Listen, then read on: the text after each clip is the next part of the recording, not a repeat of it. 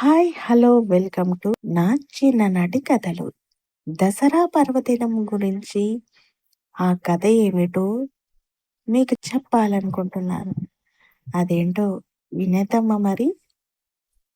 ఆశ్వయుజ శుద్ధ పాడ్యము నుండి ఆశ్వయుజ శుద్ధ నవమి వరకు 9 రోజులు దేవీ నవరాత్రులు. 10వ రోజు విజయదశమి కలిసి దసరా అంటారు. ఇది ప్రాముఖ్యముగా శక్తి ఆరాధనకు ప్రాధాన్యత ఇచ్చే పండుగ. ఈ పండుగను నవరాత్రి, శరన్నవరాత్రి అని అంటారు. శరద్ ఋతువు ఆరంభంలో వచ్చే పండుగ కనుక ఆ పేరు వచ్చింది. కొందరు ఈ పండుగకు మొదటి 3 రోజులు పార్వతీదేవిని, తరువాత 3 రోజులు లక్ష్మీదేవిని, తరువాత 3 రోజులు సరస్వతీదేవిని పూజలు నిర్వహిస్తారు. ఆలయాలలో అమ్మవారికి ఒక్కొక్క రోజు ఒక్కొక్క అలంకారం చేస్తారు. 10వ రోజు దసరా పండగ విజయదశమి జరుపుకోవడం జరుగుతుంది.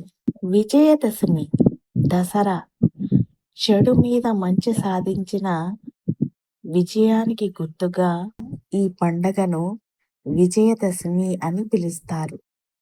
దీనిని 10 రోజుల పాటు జరుపుకుంటారు. ముందు నవరాత్రులు దుర్గా పూజ ఉంటుంది.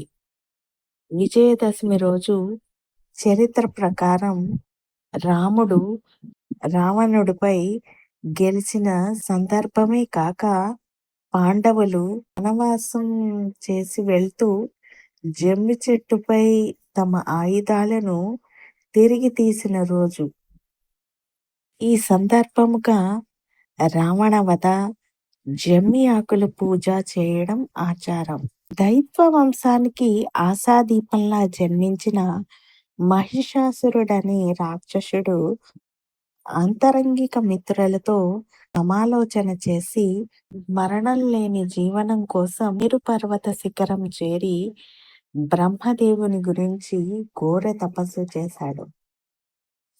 అలా 1000 సంవత్సరాల తపస్సు ఫలితంగా బ్రహ్మదేవుడు ప్రత్యక్షమై, మహిషాసుర, ఇంకా తపస్సు చాలించు, ఏ వరం కావాలో కోరుకో అన్నాడు. పితామహ, నేను అమరుణ్ణి కావాలి, నాకు మరణం లేని జీవితాన్ని ప్రసాదించు అని కోరాడు మహిషాసురుడు. అప్పుడు బ్రహ్మదేవుడు, మహిషాసుర, పుట్టిన ప్రతి ప్రాణి గిట్టక తప్పదు, గిట్టిన ప్రాణి మరలా పుట్టక తప్పదు.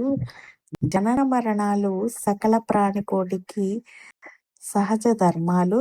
మహాసముద్రములు, మహాపర్వతాలకు కూడా ఏదో ఒక సమయంలో వినాశనం తప్పదు. ప్రకృతి విరుద్ధమైన నీ కోరిక తీర్చుట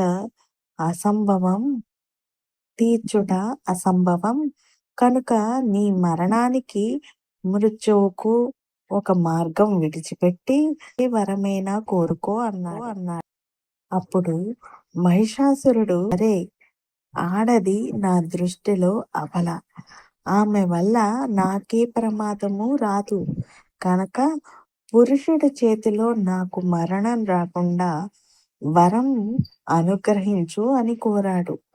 బ్రహ్మదేవుడు ఆ వరాన్ని మహిషాసురునికి అనుగ్రహించి అంతర్ధానమయ్యాడు. బ్రహ్మదేవుని వరాల వలన వరగర్వితుడైన మహిషాసురుడు దేవతలతో ఘోరమైన యుద్ధం చేసి వారిని ఓడించి ఇంద్ర పదవిని చేపట్టాడు.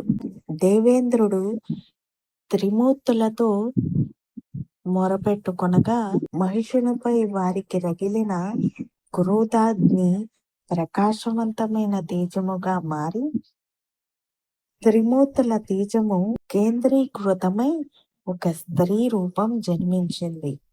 శివుని తేజము ముఖముగా, విష్ణువు తేజము బాహువులుగా, బ్రహ్మ తేజము పాదములుగా కలిగి మంగళమూర్తిగా అవతరించి ఆమె 18 బాహువులను కలిగి ఉంది.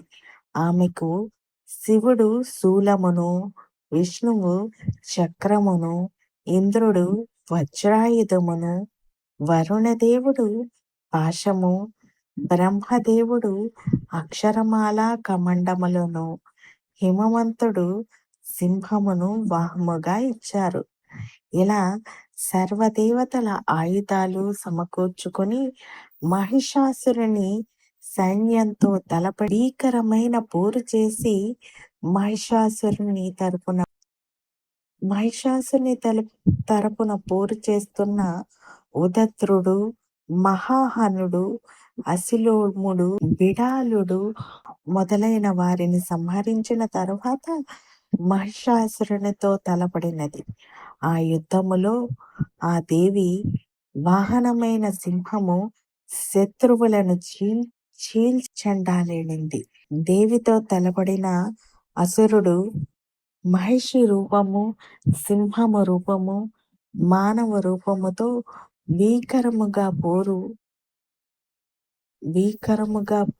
వరకు తిరిగి మహిషి రూపములోనే దేవి చేతిలో హతుడైనాడు. ఆ విధముగా అప్పటి నుంచి మహిషుడిని